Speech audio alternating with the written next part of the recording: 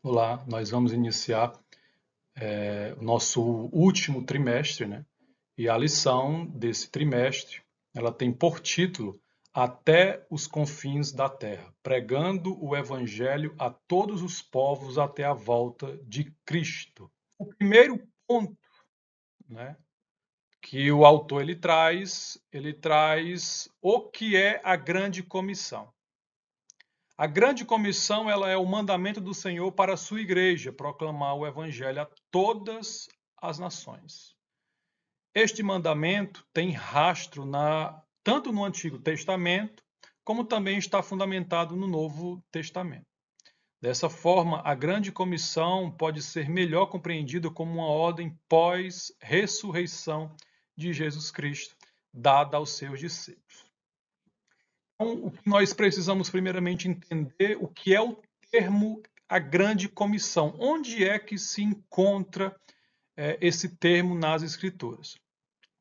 Então, a grande comissão nós podemos encontrar lá em Mateus, no capítulo 28, ali no versículo 18 ao 20.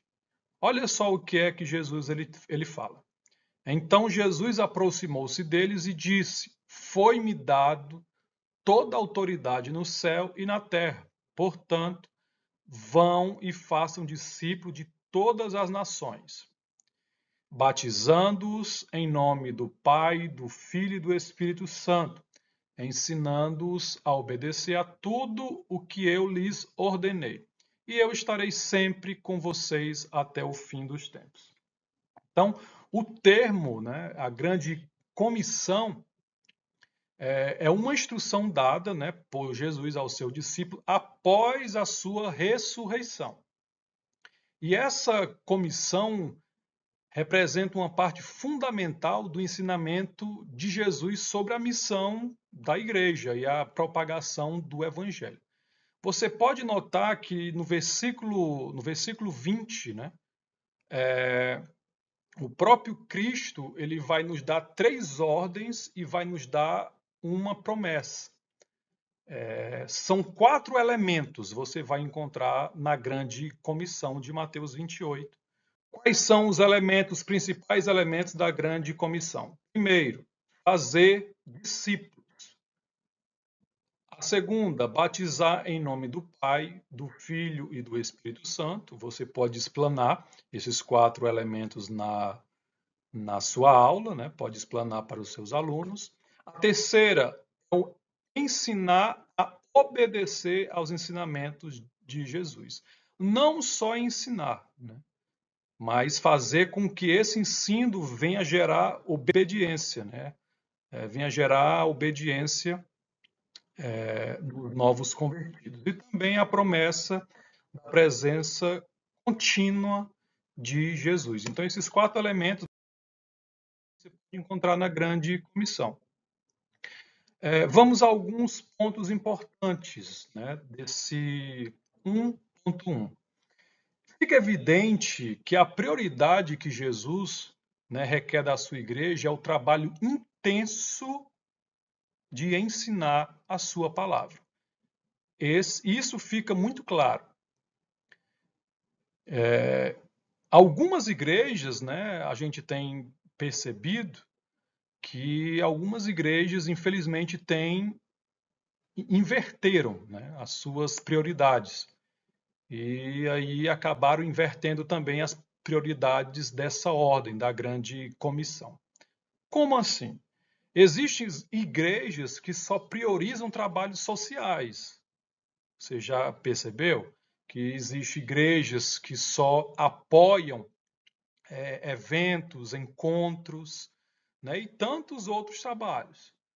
Mas se você perceber da ordem que Cristo deu à sua igreja, você vai perceber que a força motriz da sua igreja, a engrenagem principal da igreja de Cristo sobre a terra, é a pregação e o ensinamento da palavra de Deus. E somente depois é que vem a parte secundária do cristianismo, que são os trabalhos sociais, os encontros, os eventos. Fora dessa escala de prioridades, a igreja ela caminha fora da Bíblia. Então, o que nós estamos vendo hoje é que muitas igrejas estão deixando a parte da pregação, e não só da pregação, mas também do ensino em si, estão deixando para o segundo plano, porque hoje em dia realmente é muito difícil você pregar o evangelho genuíno, né? Para as pessoas e as pessoas aceitarem, né? Então, é muito mais fácil atrair adeptos, né? A sua igreja, a igreja local, com eventos sociais, com trabalhos sociais, né? Claro que isso também é muito importante, isso faz parte, né? É algo automático que vem logo em seguida a pregação do evangelho. Mas a força que rege a igreja, a ordem que Jesus ele deu, ele não deu dizendo, ó, façam trabalhos sociais. Você não vai ver Jesus falando isso. A ordem que Deus deu foi de pregar o evangelho, que é a palavra de Deus. Então é algo importante que eu quis trazer. Você pode falar em sala de aula e debater sobre essas prioridades, né? Que a igreja tem invertido os valores. Sim, também algo importante que você vai ver nas escrituras de que a fé não vem por fazer a obra social. A fé ela não vem através de encontros, a fé muito menos vem através de muitas danças que hoje nós estamos vendo na igreja.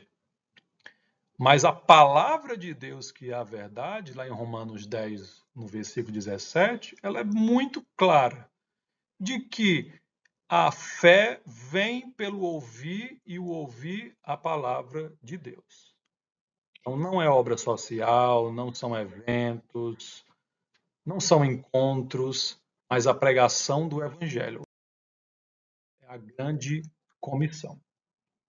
Aqui também o autor, no ponto 2, né, ainda falando sobre a grande comissão, ele vai falar sobre a questão cultural. E essa versão cultural, vamos ver o que é que o autor ele traz. O id de Jesus significa também atravessar fronteiras. Nesse caso, anunciar o evangelho em uma cultura diferente é o grande desafio da obra missionária. Logo, não devemos desprezar a cultura de um povo a quem pretendemos evangelizar, nem impingir-lhe a nossa. Entretanto, a cultura de um povo deve ser avaliada e provada pelas Escrituras.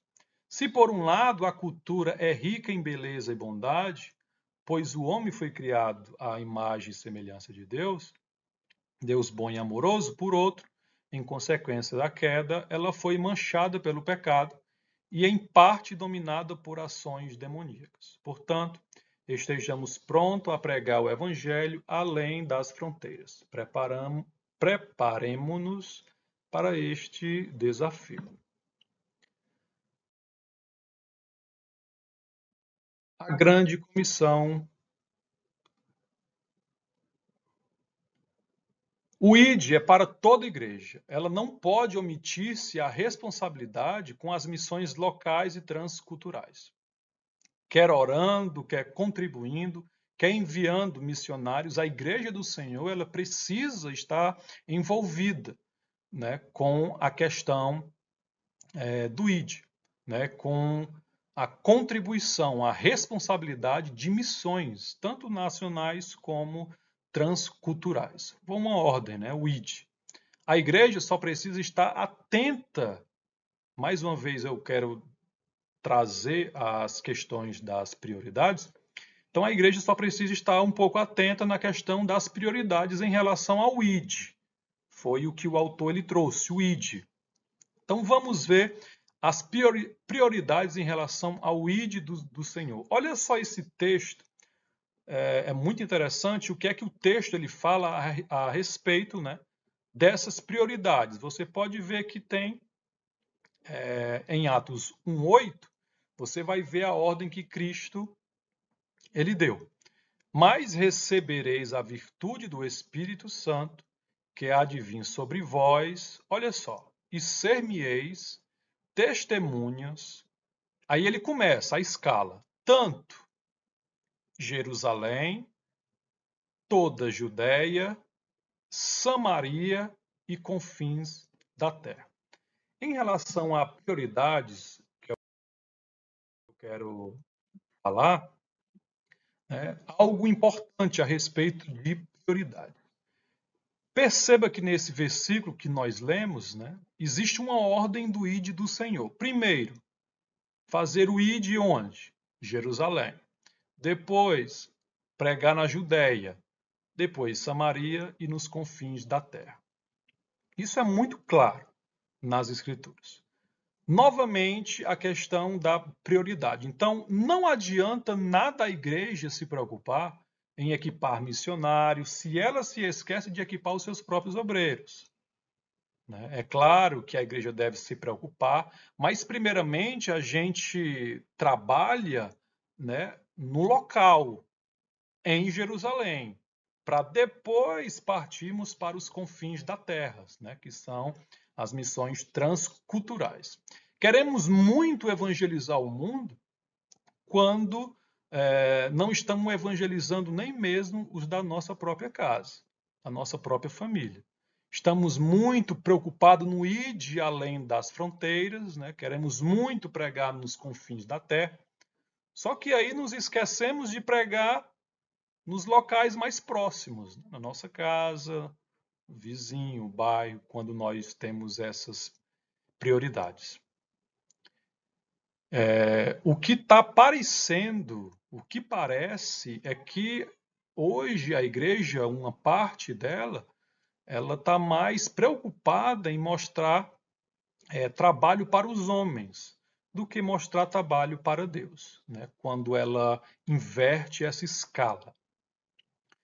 Hoje, para muitos, o que dá mais ibope na igreja, com certeza é o irmão que viaja para pregar numa missão transcultural, do que aquele irmão que está sempre no esquina pregando.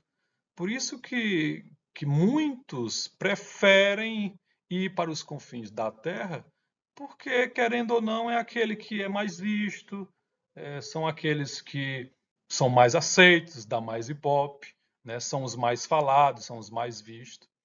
Então, a prioridade eu prezo muito pelo lado do bom senso, para a gente nunca caminharmos pelos extremos. É tão importante pregar em Jerusalém, é muito importante pregar nos confins da terra, as missões locais, internacionais, é muito importante. Mas deixar claro aqui a questão das prioridades de acordo com o texto em Atos capítulo 1, versículo 8. O princípio estabelecido em Marcos 8:36, serve também para nesse caso. O que é que diz lá em Marcos 8:36? O que adianta o homem pregar para o mundo inteiro e não pregar para a sua família, Como o texto lá em Marcos 38, que fala o que adianta o homem ganhar o mundo inteiro e perder a sua alma, entendeu? Questão de prioridades, Primeiro a sua alma e depois a dos outros. Mas esse homem em si, que Marcos fala, ele inverteu. Ele preferiu trabalhar para ganhar muitas vidas e acabou se perdendo. Então, o princípio estabelecido também está nisso que nós estamos falando, nesse id. O que adianta o homem pregar para o mundo todo e não pregar para a sua própria família, para o seu próximo. E nos casos mais extremos, que é o que eu acabei de falar, o que adianta o homem salvar o próximo quando ele mesmo está se perdendo? Então, quantos pregadores, pastores estão pregando para multidões e esquecendo das suas próprias almas, das suas próprias vidas? Estão fazendo com que esse id se torne uma profissão. Estão querendo mostrar mais trabalho para os homens, para serem mais reconhecidos, e esquecendo do básico, que é tratar a sua própria vida, sua própria alma.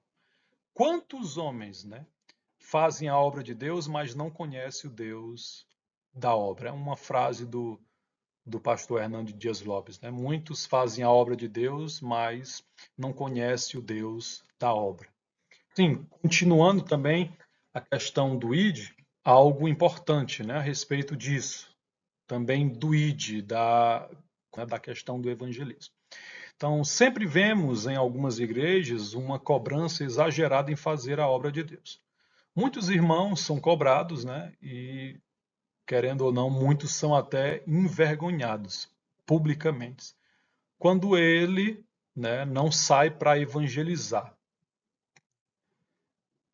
quando ele não sai para entregar panfletos, né? Que hoje é o que a gente vê muito, o evangelismo, né? Através de porta em porta e também com entregas de panfletos.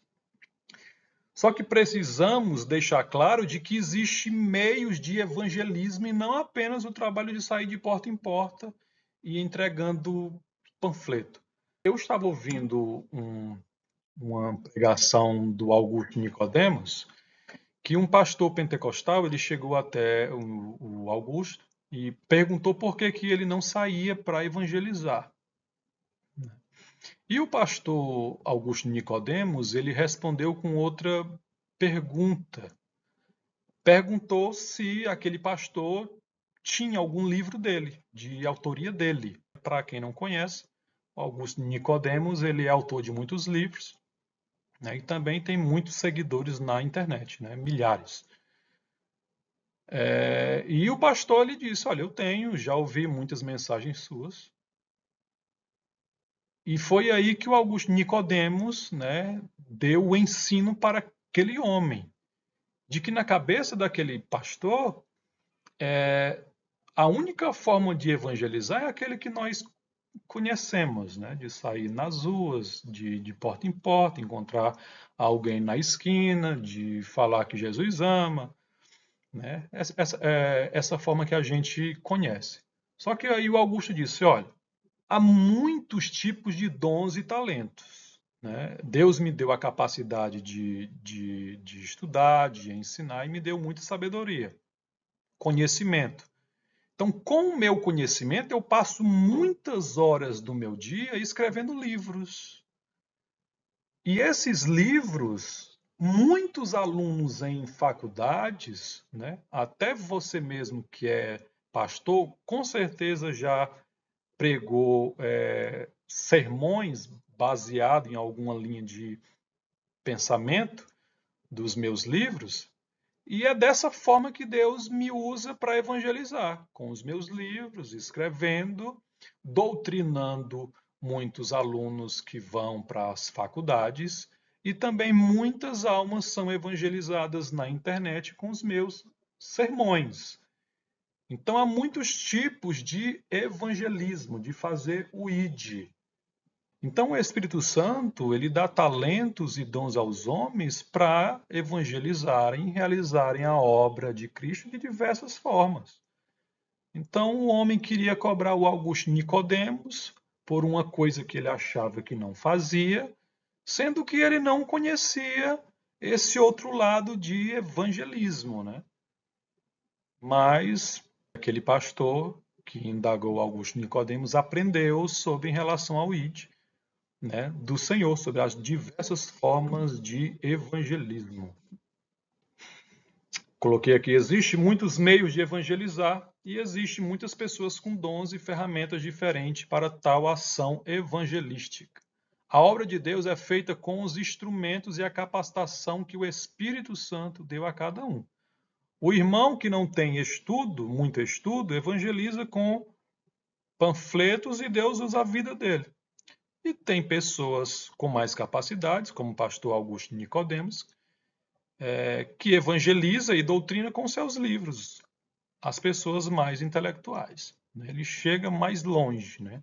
As pessoas a quais o irmão que não tem muito estudo não consegue chegar. O Augusto Nicodemos consegue chegar a a essa outra classe, né, de pessoas mais intelectuais, né?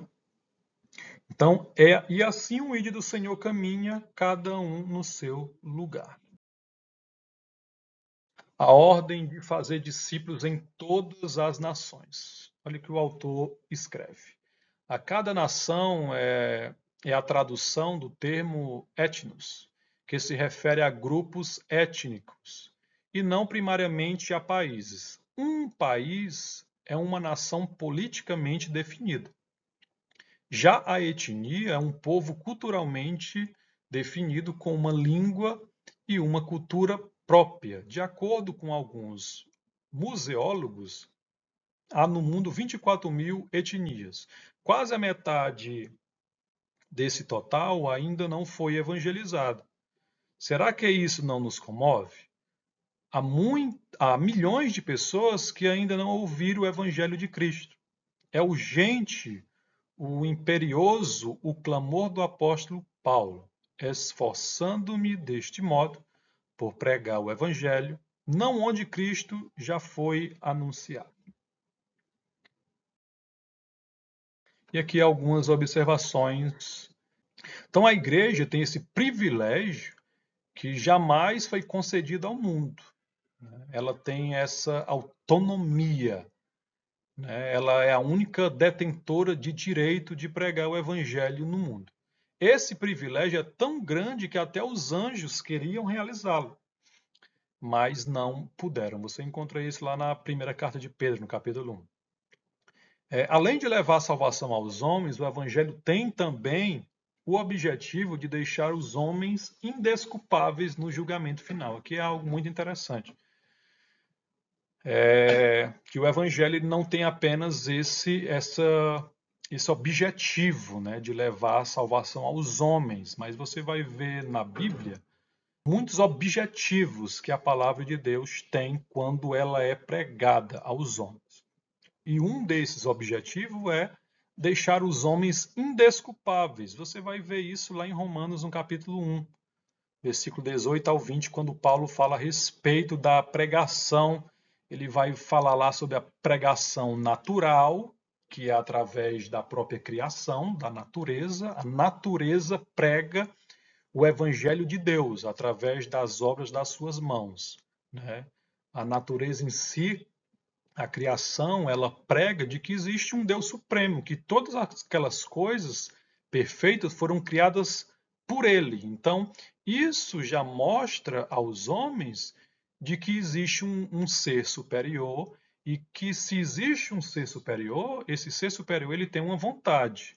Então, os homens precisam buscar a esse Deus para entender qual é a vontade dele. Então, o papel da natureza, da criação, Paulo diz que ele tem esse poder de manifestar e de pregar o evangelho, né?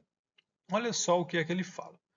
Porque do céu se manifesta a ira de Deus sobre toda impiedade e injustiça dos homens que detêm a verdade em injustiça. Porquanto o que de Deus se pode conhecer, nele se manifesta, porque Deus lhe manifestou.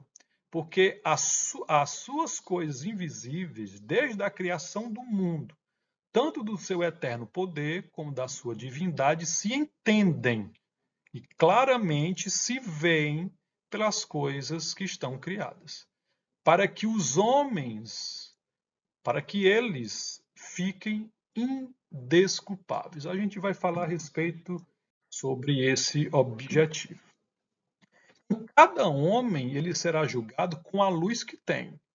Você vai encontrar isso em Romanos, você vai encontrar isso na primeira carta aos Coríntios. Então, quando os homens, que foram muitos, e muitos também vão morrer sem conhecer o Evangelho. Né? Esse Evangelho, o especial, esse Evangelho revelado, que é a palavra de Deus. Mas nem por isso esses homens vão deixar de serem julgados pelo conhecimento que eles têm, pela luz que eles têm. Né? A própria criação nos remete ao Criador dos céus e da terra.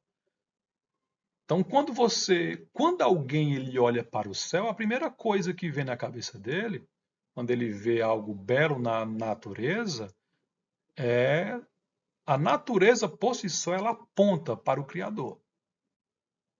Então, é impossível o homem olhar para o céu e não se lembrar de que existe um Criador supremo que tem suas vontades e que tem suas verdades. Então, essas verdades estão dentro do coração do homem.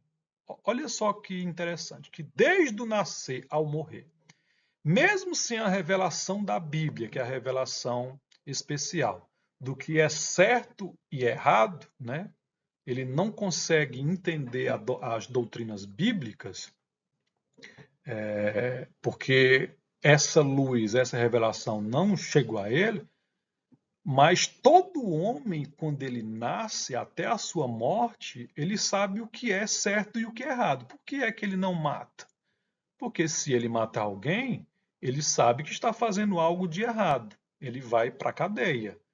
Então, esse instinto, essa lei moral, ela está no coração do homem. É tanto, eu até coloquei aqui, quando um bebê ele faz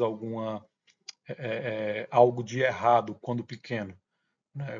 Uma criança, ela está num canto só, ela vai, quebra ali um copo, quebra alguma coisa, a primeira coisa que ela faz é chorar, né? Tentar se esconder, corre, porque ela sabe que fez alguma coisa errada. Então, essa lei, ela foi colocada no coração do homem.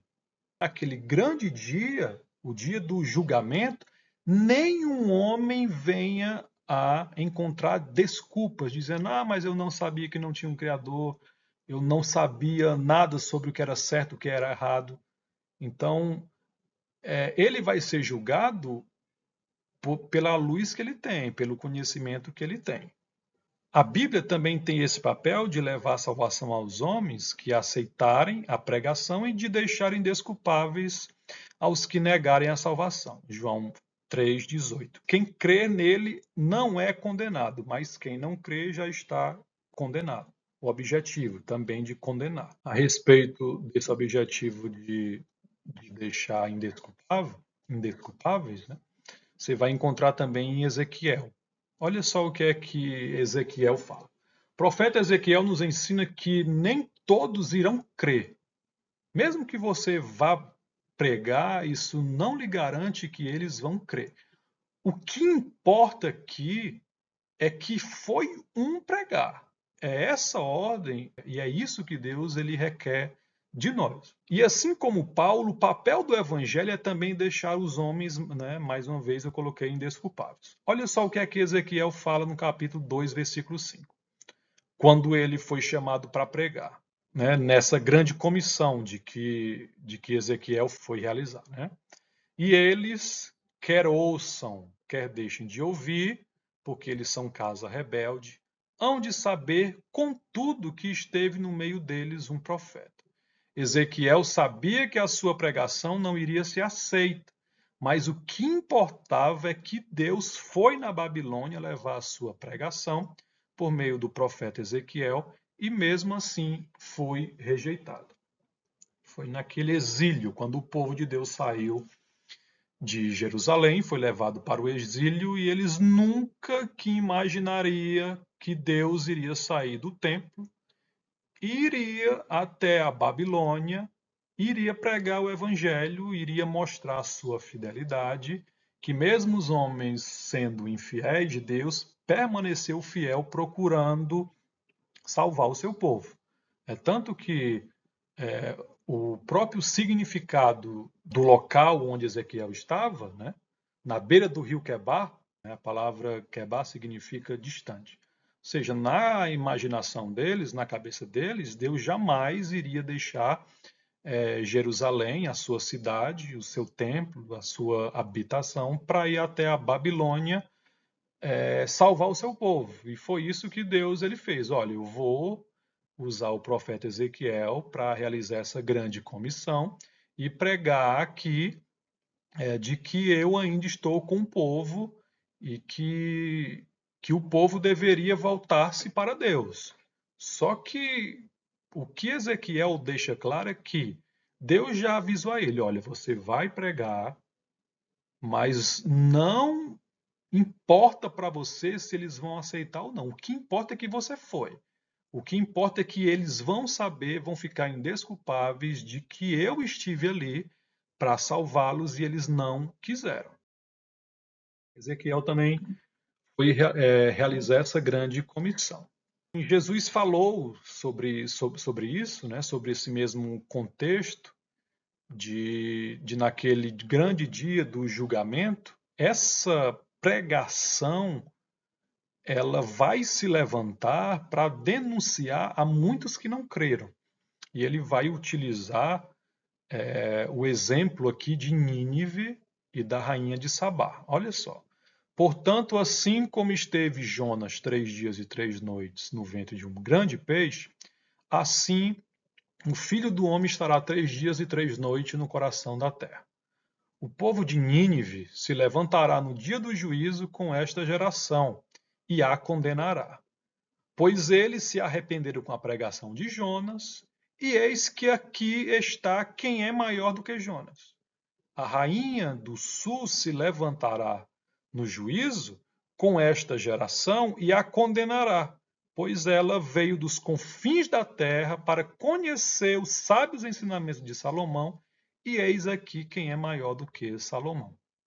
Então, quem vai se levantar naquele grande dia do julgamento e condenar, quem vai julgar a geração de Cristo, vai ser os próprios ninivitas, aquele povo que foi salvo com a pregação de Jonas, né? E a rainha de Sabá, ele está falando aqui sobre a distância de que ela queria encontrar e conhecer a Deus e procurou aquele que conhecia a Deus. Quem era? Salomão. Então ela viajou milhares de quilômetros em busca desse conhecimento.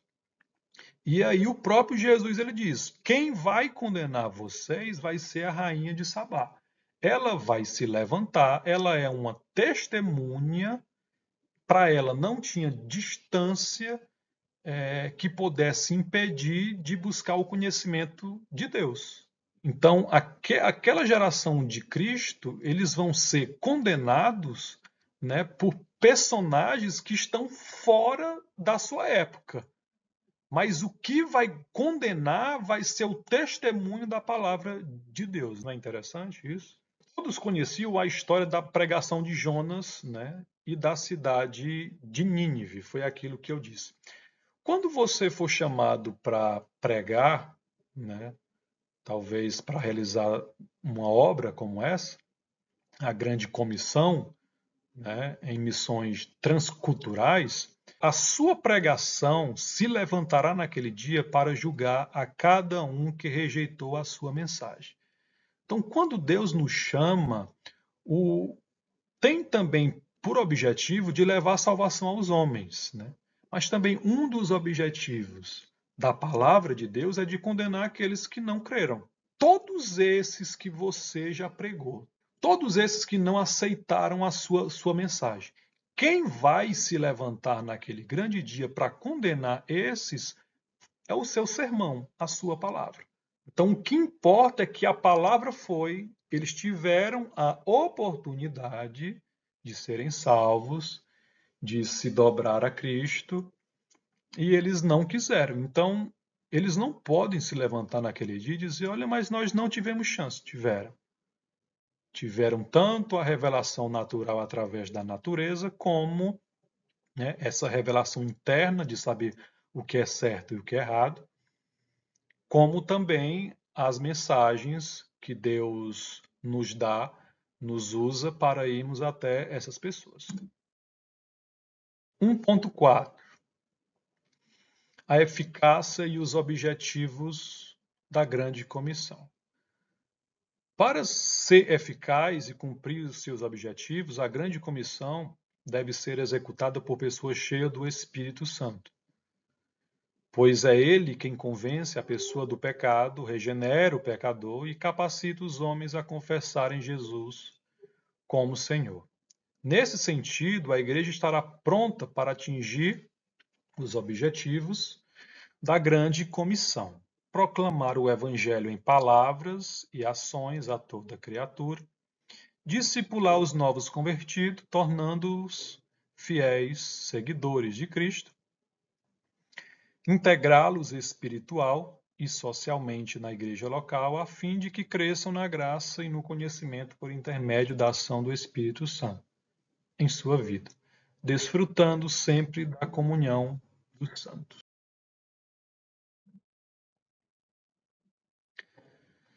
Para que a grande comissão seja eficaz, é essencial que sejam cheias do Espírito Santo. Lucas 24, 48, ele vai falar sobre isso. E eis que sobre vós envio a promessa do meu Pai, ficai, porém, na cidade de Jerusalém, até que do alto sejais revestido de poder. Mas recebereis a virtude do Espírito Santo que há vir sobre vós. Preste atenção no que o que é que significa essa palavra testemunhas. Por isso que nós precisamos, principalmente esses que são chamados para uma missão além das fronteiras, precisam primeiramente saber se realmente são chamados. E segundo, que precisam realizar essa obra, né, com o poder do Espírito Santo. Mas recebereis a virtude do Espírito Santo, que há vindo sobre vós, e ser-me-eis testemunhas, tanto em Jerusalém como na Judéia, Samaria e nos confins da terra. Olha só o que é que significa essa palavra testemunha no original.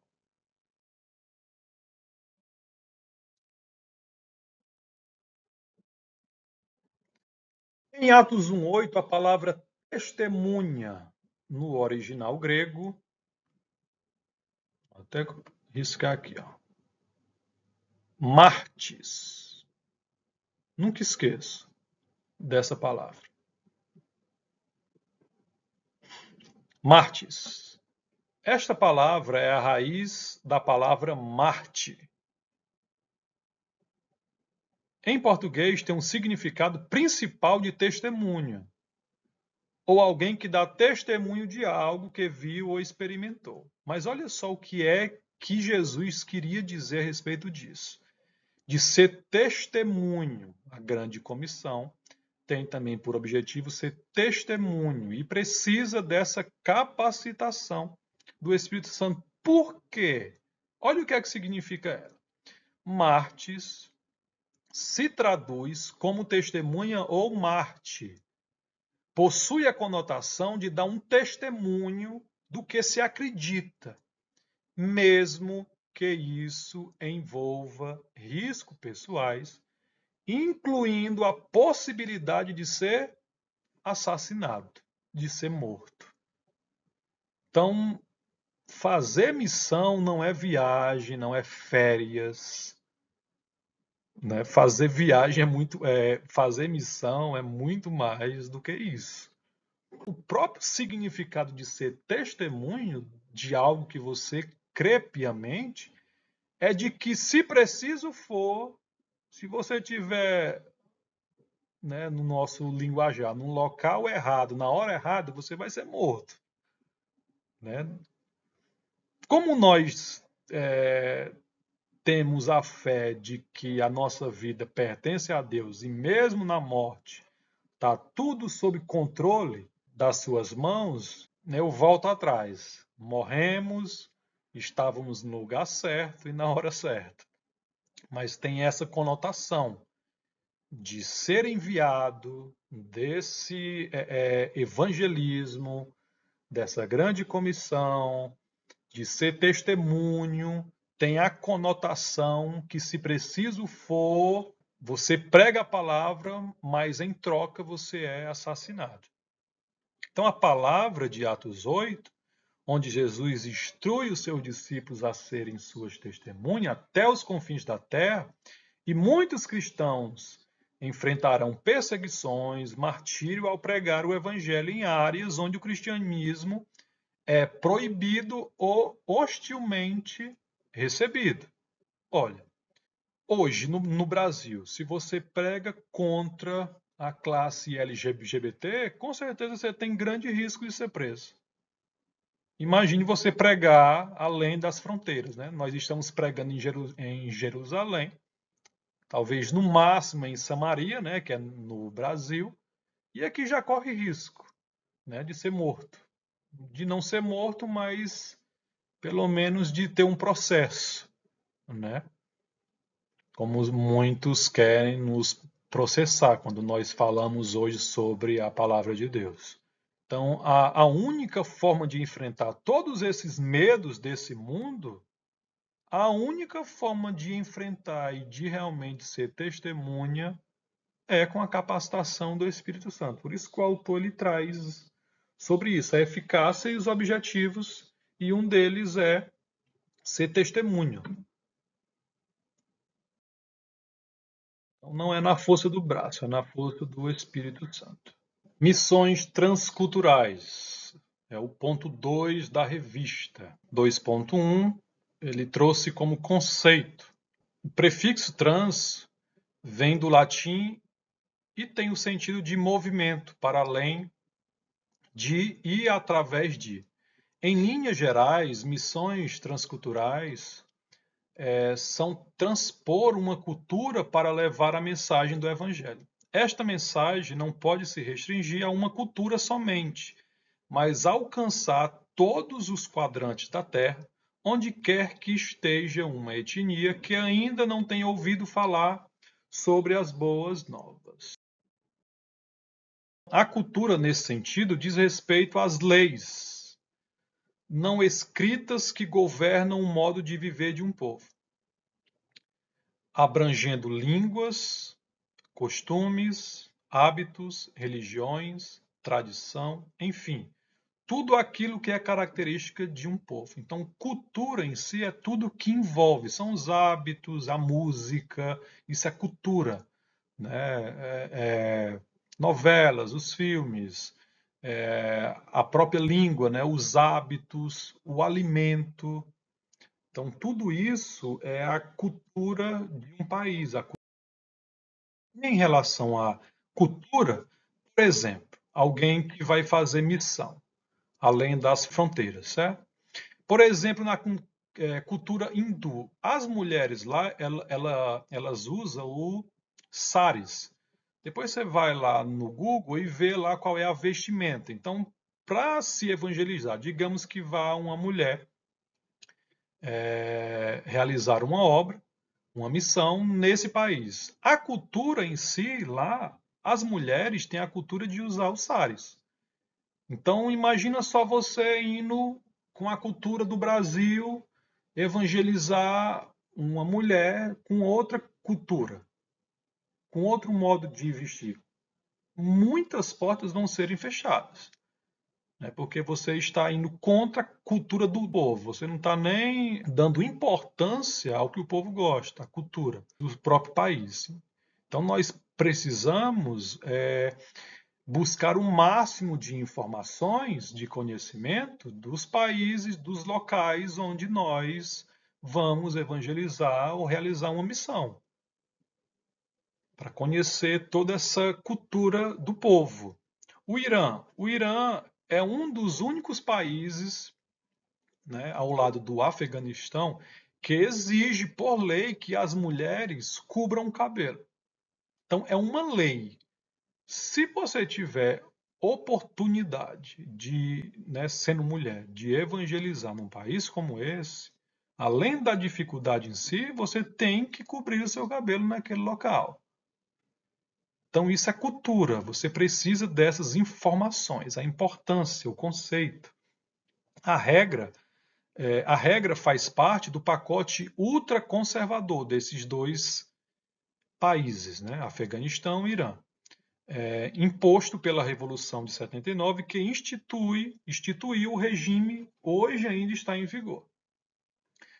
Olha só a cultura da Uganda, Arábia Saudita, Irã, Iêmen, Nigéria, Mauritânia e Brunei, na lista de países que aplicam a pena de morte à comunidade LGBT. A questão aqui, no caso, né, tipo, deve ter cristão com cabelo grande, deve ter alguém né, evangélico, que tem um cabelo grande, o homem em si. Tem muitos. For realizar uma obra num país como esse. E se ele já tem esse preconceito, né, já tem pena de morte, lei como pena de morte, e se você chega num país como esse, não conhecendo a cultura em si do país, você corre o risco de ser confundido como alguém que pertence a essa comunidade. Então, com certeza, você vai ser perseguido e vai ser confundido. Se eu sei que um país desse, ela tem uma cultura que persegue alguns tipos de pessoas, né, alguma classe de pessoas, eu vou fazer com que eu corra menos risco. Então, eu vou me adaptar, tá, à cultura local, claro que não infringindo a lei de Deus. Se não infringir, eu tento me adequar à cultura local. Então, na cultura chinesa, o povo come, se alimenta com palitos. Então, se você for para lá, vai ser difícil você encontrar um garfo ou uma faca.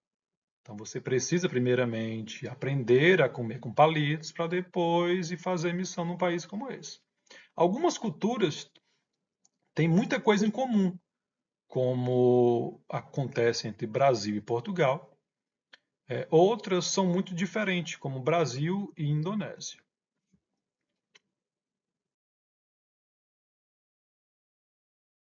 Então, o conhecimento, a cultura, elas são instrumentos para que abre portas, né? Que facilita as missões. Ponto 2. 2.2. Visão transcultural da Bíblia. Quando se fala em missões transculturais, a Bíblia Sagrada é o padrão a ser seguido. O Antigo Testamento revela a revelação de um Deus missionário. Em pelo menos 3 ocasiões específicas no livro de Gênesis, ele tratou com toda a humanidade e não somente com uma nação. Neste sentido, missões transculturais têm esse mesmo apelo e são parte fundamental da missão da Igreja, pois esta é uma agência executiva de missões. Deus não escolheu outra instituição, por mais poderosa financeiramente que seja, para esse empreendimento. Entretanto, ele escolheu a sua igreja, estabelecendo-a na terra como missão de expandir seu reino para todas as nações.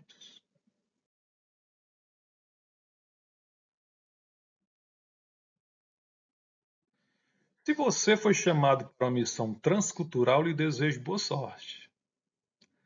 Missão além das fronteiras é perder o controle total da vida e se tornar dependente de Deus como você nunca foi.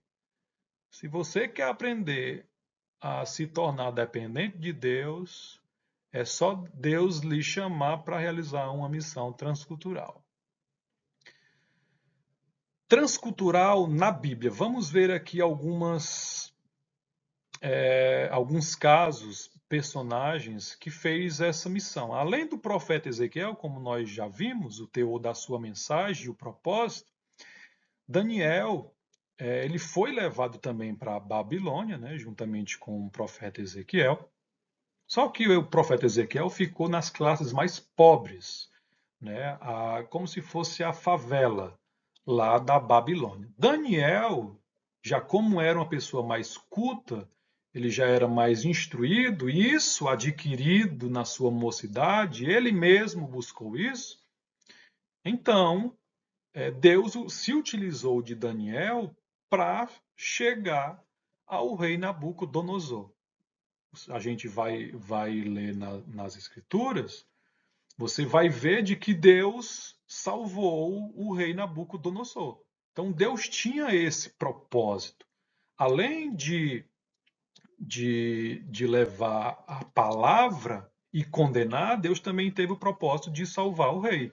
E também de mostrar ao próprio rei de que Deus era rei dos reis e de que ele foi quem levantou o rei Nabucodonosor mas ele deveria saber de que Deus era o rei dos reis e que era ele quem levantava reis e abatia reis. Era ele quem tinha o controle. Por isso aquela estátua, né, para demonstrar. Então ele usou o profeta Daniel para realizar essa obra missionária. Deixou a sua terra e foi para além das fronteiras na Babilônia. Se você tem um chamado, né, se Deus lhe chamou para realizar uma missão, então você deve de antemão estudar sobre a cultura do país, cultura essas que inclui leis civis, etiqueta do país, né, alimentação, foi no outro slide que a gente falou. E esqueça a ideia de que Deus vai dar você conhecimento na hora. Muitos, né, não falam isso, não vou estudar não, porque Deus vai me dar o conhecimento na hora. Não, não faça isso. Você vai ver que com o próprio caso, o personagem Daniel, você vai ver de que todos os instrumentos humanos que Daniel tinha, ele buscou. Ele foi atrás desse conhecimento e foi justamente com esses instrumentos que ele adentrou no palácio e ficou próximo do rei. É isso que a gente vai ver. Esse conhecimento é obrigação sua de saber e Deus dará sabedoria para usar. Quanto mais ferramentas você tiver, mais Deus vai lhe usar. A questão de conhecimento. No tempo do profeta Daniel, Deus precisava chegar até o rei Nabucodonosor. Além de revelar sobre a vinda dos reinos que se estabeleceria sobre a terra, Deus também iria mostrar ao rei que é Senhor quem estabelece reis e governo sobre a terra, de que ele é o Senhor. Deus chegou no palácio, Deus precisava chegar até o palácio, e ele usa, né, os humanos em si para realizar a sua obra. Deus poderia chegar de qualquer jeito, mas ele preferiu chegar através dos seus instrumentos, Daniel, Ananias, Misael e Azarias. Enquanto o profeta Ezequiel não teve não tinha muitos instrumentos em relação aos instrumentos necessários para chegar ao rei, Ezequiel, né, ficou ali com a plebe da Babilônia, pregando para o seu próprio povo, né, aos cativos de Judá. E Daniel, como já era alguém mais instruído, ele conseguiu chegar no palácio. É aquela dos 11 talentos, né, que nós falamos. A gente deu até sobre o exemplo do Hernandes Dias Lopes, ou do Augusto Nicodemos. Olha só como foi que Daniel chegou no palácio. Os 4 jovens eram da linhagem real em Jerusalém e foram instruídos nas melhores escolas e adquiriram muito conhecimento e sabedoria.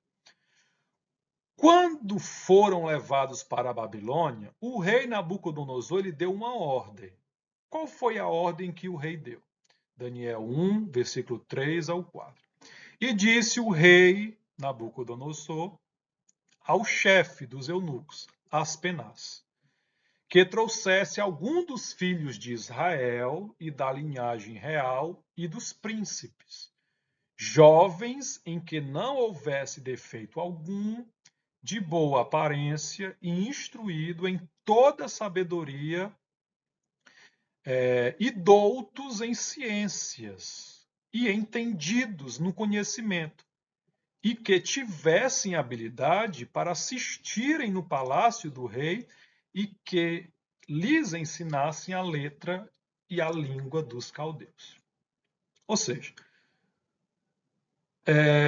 Deus precisava chegar no palácio, só que para entrar no palácio, o próprio rei estabeleceu algumas qualificações. Essas qualificações nem todos tinham e nem todos poderiam entrar no palácio. Então, essas qualificações, esses instrumentos, essas ferramentas que abririam portas na cultura, na missão transculturais, né, no palácio, os 4 jovens tinham: Daniel, Ananias, Misael e Azarias. Por que não foi o profeta Ezequiel? Porque ele não tinha. Por que não foram outros, se foram tantos exilados? Porque os únicos que tiveram essas qualificações, esses instrumentos, foram esses 4.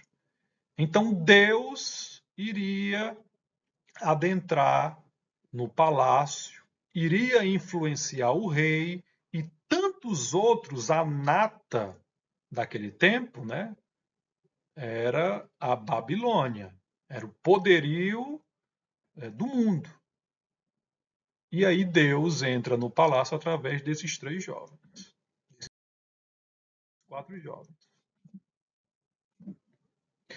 Todas essas qualificações que o rei exigiu que os jovens tivessem, os 4 jovens adquiriram enquanto estudavam. Eles chegaram lá na Babilônia já com esses instrumentos. Foram realizar uma obra transcultural. E quando eles foram chamados, está aqui, Senhor, nós temos os instrumentos, nos usa. Nós temos o conhecimento, nos usa. No capítulo 2, Deus deu um sonho. Olha só como foi o método que Deus fez para entrar no palácio. Os 4 já estavam dentro, mas precisava alguém chegar no rei. Olha só como foi que Deus se utilizou. Quem era o único que tinha a ferramenta necessária para chegar no rei? Olha o que foi que Deus fez. No capítulo 2, Deus deu um sonho ao rei, mas nenhum dos sábios puderam interpretar o sonho. Era preciso de uma pessoa que tivesse o instrumento para revelar o sonho ao rei. Isso só foi possível somente por meio de quem? De Daniel. Olha o que Deus fez com Daniel para que isso acontecesse. Os instrumentos necessários humanos, Daniel tinha.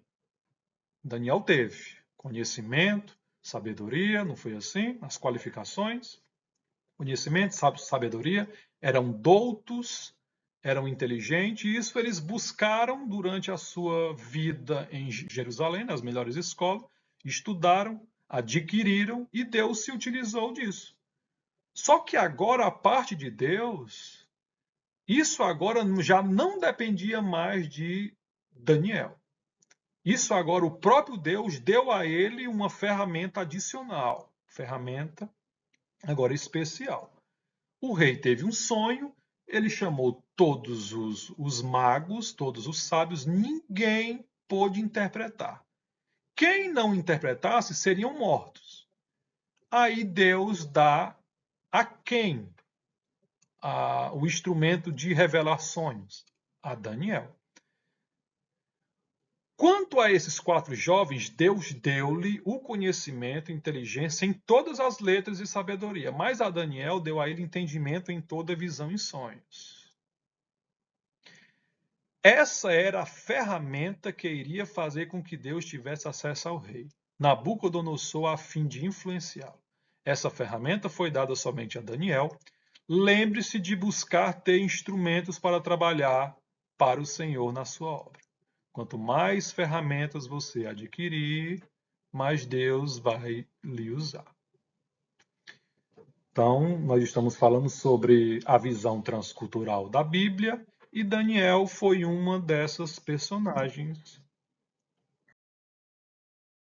que realizou essa missão e que foi bem sucedido. Barreiras nas missões transculturais. 2.3. Há barreiras complexas para a evangelização do mundo e a igreja precisa conhecê-las e preparar-se para realizar a sua tarefa missional.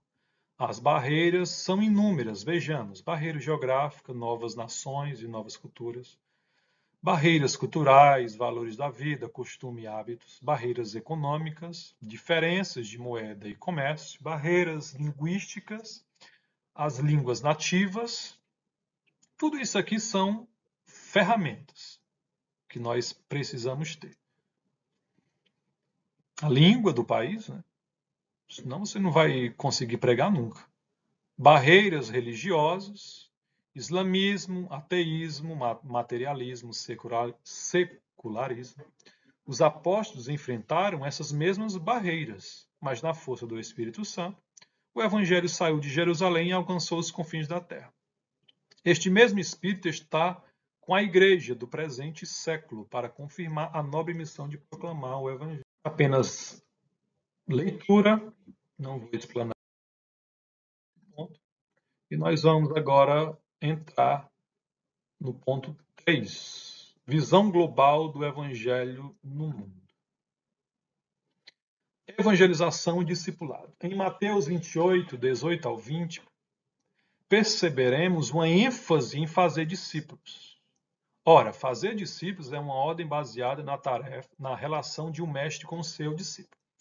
Nesta ordem está subentendido que a missão não se dá em apenas um ato, um momento. Fazer discípulos, conforme as Escrituras, demanda tempo.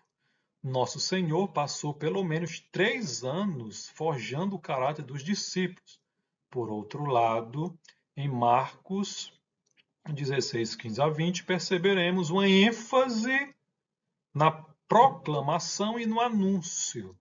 A tarefa missional leva em conta a proclamação pública do Evangelho ao mesmo tempo em que atua na formação permanente do novo convertido. Evangelização e discipulado não são excludentes. Não há essa dicotomia, essa separação. Evangelismo e o outro discipula, não. A grande comissão tem a finalidade de converter e ensinar. É só você ler lá em Mateus 28, 20. Nos traz a ordem de ensinar o discípulo a obedecer a tudo o que Cristo ordenou. Eu vou fazer missão, mas eu só quero converter as pessoas. Só que, certo, elas sentem no coração, se convertem. Quem é que vai ensinar? Se a ordem é fazer com que eles obedeçam a tudo o que Cristo ordenou, como é que eles vão saber o que Cristo ordenou se não tem alguém que discipula? Então, alguém que discipula, que precisa discipular, deve conhecer primeiramente as Escrituras. Não é só dizer que Jesus te ama, Jesus te ama. Não. É preciso, além de dizer Jesus te ama, conhecer as doutrinas, pelo menos básicas, da fé cristã, para repassar para o novo convertido e fazer com que ele obedeça a tudo. Eu só posso obedecer a Cristo se eu conhecer a Cristo e qual é a sua vontade. Quais são as suas vontades? Todas as doutrinas vêm a nos ensinar. Então, a evangelização e o discipulado andam juntos. Portanto, ide fazer discípulo em todas as nações, batizando-os em nome do Pai, do Filho e do Espírito. Isso é evangelização. Ensinando, aí já é discipulado, a guardar, ensinando-os a guardar todas as coisas que eu vos tenho mandado, e não foram poucas. E eis que eu estou contigo todos os dias até a consumação dos séculos. Isso significa que missões inclui o quê? O ensino teológico. Muitos correm, né?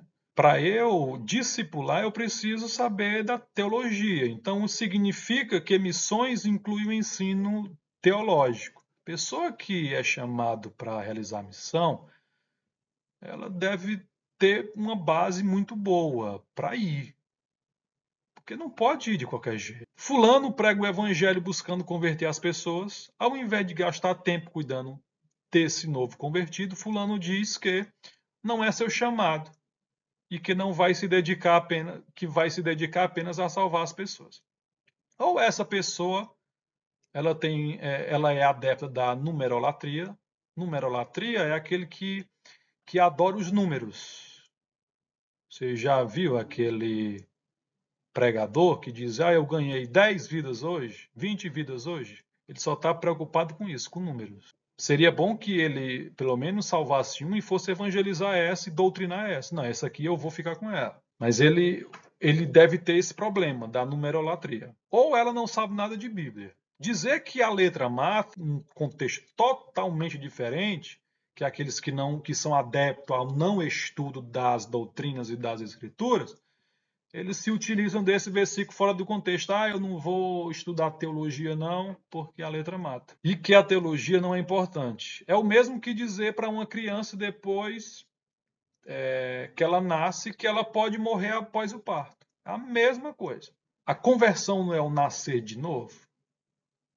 Aí a pessoa se converte, ela nasce novamente, e eu diz, não, levei você a Cristo, agora você pode caminhar aí por si só. É o mesmo que uma criança depois do parto, depois que ela nasce, eu não me importo, não alimento e deixo ela morrer. Um evangelismo que não ensina é um evangelismo falso. 3.1 Evangelização e discipulado. Muitos não querem ensinar ou porque não conhecem as doutrinas bíblicas da fé cristã ou não sabem das doutrinas, porque sabem que elas confrontam. Né? Muitos não querem discipular porque não querem bater de frente, porque sabe que os novos convertidos, quando tem um choque de realidade em saber o que é realmente o cristianismo, que os caminhos são tudo estreitos e apertados, então muitos desses que não querem discipular, que acham que a teologia não é muito importante, parece que eles querem apenas ali evangelizar, tem ali alguns adeptos a Cristo, e eles evitam de discipular para estarem bem na fita. O pastor Darren Patrick conta a história de um pastor pós-moderno, que disse que seu principal objetivo na pregação não era declarar a verdade da Bíblia, mas dialogar ali com a sua comunidade. Não vamos esquecer aqui essas doutrinas básicas. Vamos falar apenas que Jesus é lindo, é bonito, que Jesus ama. E aí ela esquece e querem só aquele diálogo mesmo ali básico com a... Ele dizia que se queremos mais convertidos, nós devemos pregar o Jesus que o povo deseja. Deus criou o homem à sua imagem e semelhança, e os pregadores modernos estão criando Deus à sua imagem e semelhança. A base, lembre disso, aqui eu já finalizo.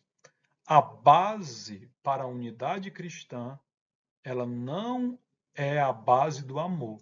A base da unidade cristã é a verdade. Se a pessoa que quer caminhar comigo não anda na verdade, não se tem unidade. Não se tem unidade. Então, nunca esqueça disso, que a base para a unidade cristã não é o amor, mas a verdade. Deus abençoe. Carry me away where the streets are of gold, and my heart will sing 'cause of you, my King. Won't you carry